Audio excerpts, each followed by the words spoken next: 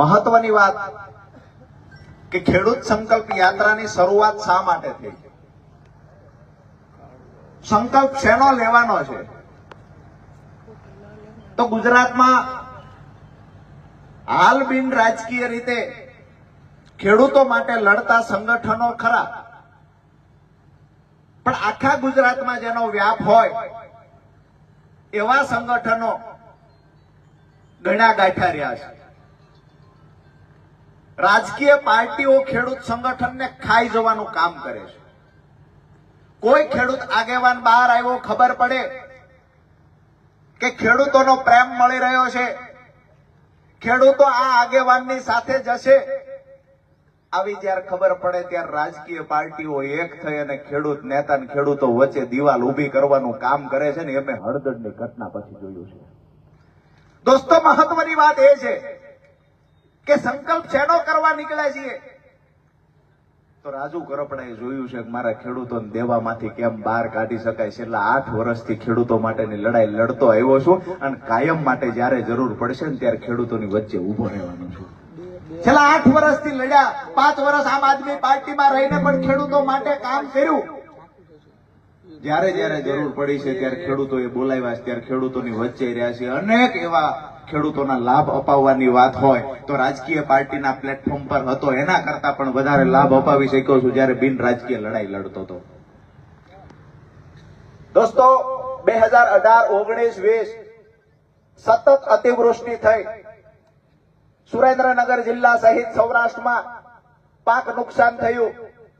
એ વખતે પણ બિન રાજકીય લડાઈ લડ્યા અને ખેડૂતોને વળતર ચૂકવડાવ્યું.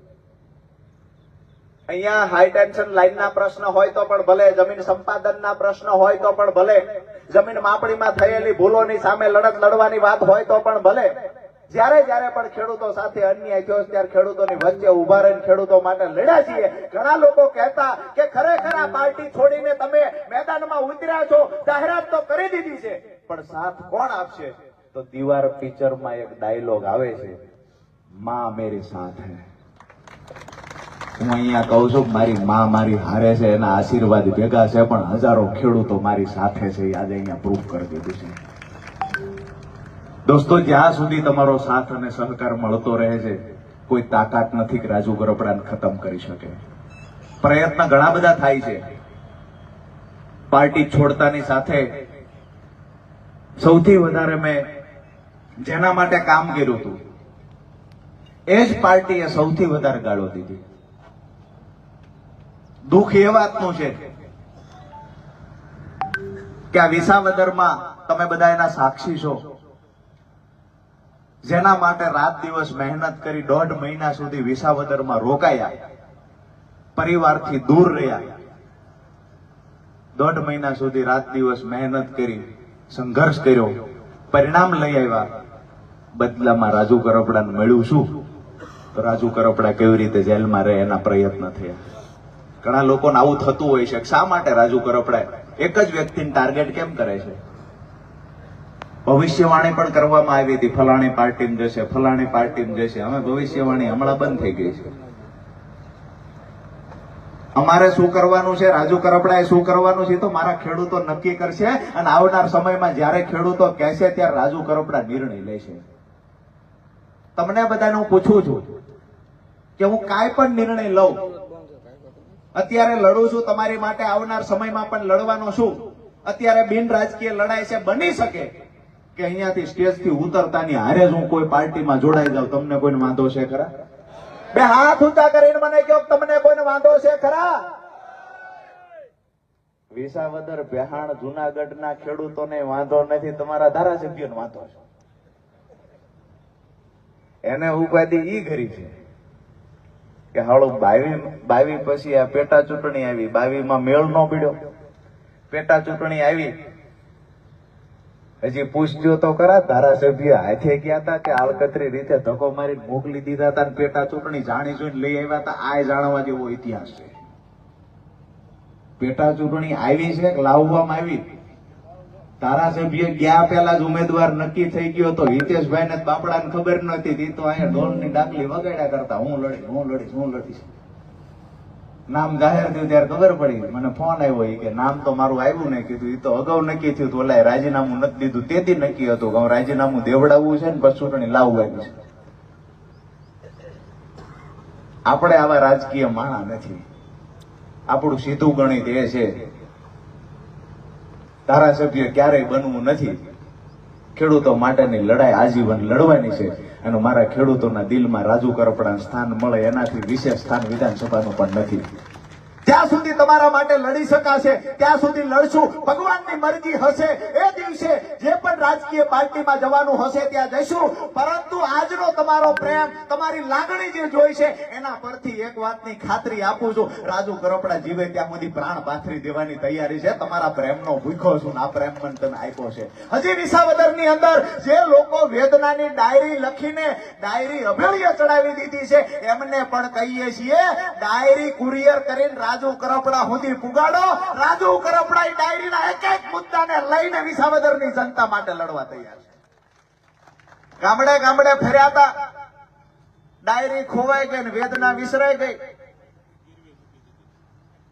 વિષય એ છે, આવી જ રીતે કાલસારીમાં અમે સભા કરી હતી. કોઈને ટાર્ગેટ કરવા નથી આવ્યો, પણ શરૂઆત એ તરફથી થઈ છે તો ઓછો નથી ઉતરવાનો એ ખાતરી આપું છું. તમારો બધાનો રાજીપો તો છે ને? હાથ ઊંચા કરીને કહેજો ઓછું નથી ઉતરવું ને. ખેડૂતો ભેળા રહેશે ને, હાથ ઊંચા કરીને કહેજો.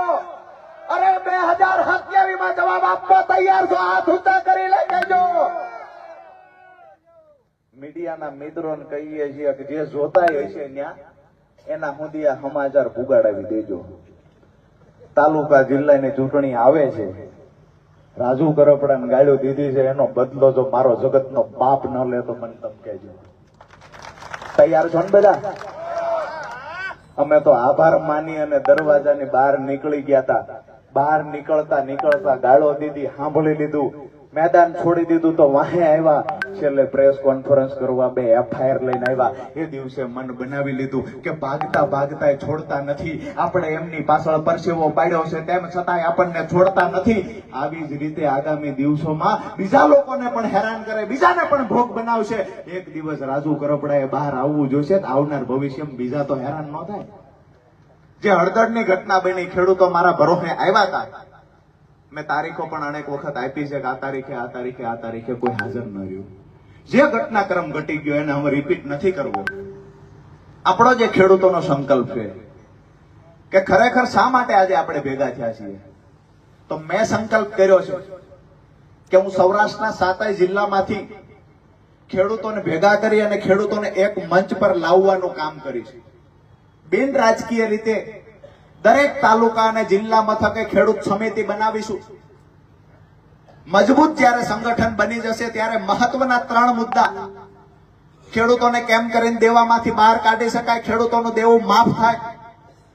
બીજો મુદ્દો કે ફરી વખત ખેડૂત દેવાદાર ન બને એટલે ખેતર સુધી સિંચાઈનું પાણી પહોંચવું જોઈએ.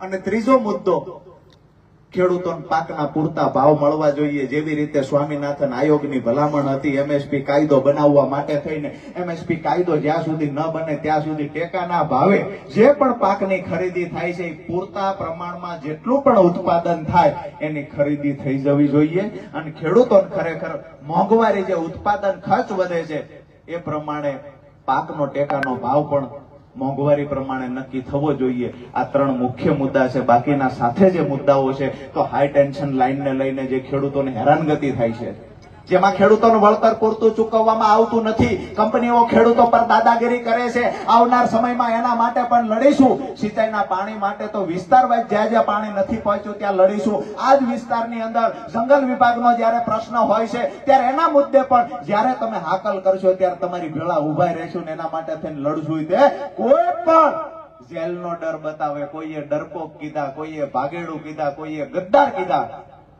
જેવા એમની પાર્ટીમાં હતા ત્યાં સુધી મળદ મુસાળો હતો. રાજુ કરપડા ને 56ની સાચી મળદ મુસાળો બધું હતું. પાર્ટી છોડીને 20મી મિનિટે રાજુ કરપડા ગદ્દાર થઈ ગયો, ડરપોક થઈ ગયો.